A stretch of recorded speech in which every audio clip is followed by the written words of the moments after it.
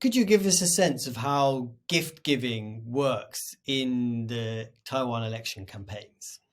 Yes, it's pretty common for candidates to give out some little gifts like scoring pads, tissue paper, or even I've seen dripping coffee bag recently. Yeah, which is an innovation. Yeah, but you see, they are usually something that are not too expensive, and it's a very common way for candidates to get voters to know about them, and they will usually attach a flyer with the gifts handed out.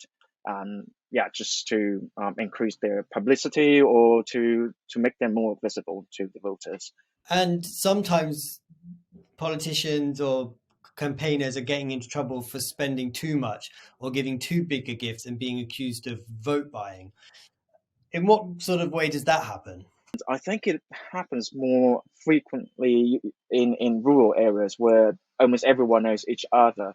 And and you will know that if you give out something that is too expensive, then people will probably not going to report you because everyone knows each other. And if they are going really to bribe, then they will be sure that this is not going to do harm to themselves. Some politicians, especially in rural areas, um, will have pretty good relationship with some gangster or organized crime groups. It's quite common for them to work together to cooperate to some extent, and I think it was more prevalent in the past. Do we see the same sort of thing, the gift giving and the potential for vote buying or bribery in presidential and parliamentary elections in Taiwan?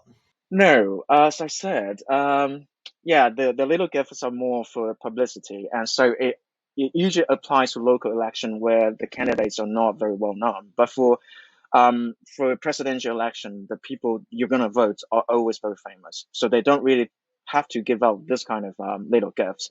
But they will also sell, not giving you, they will sell like souvenirs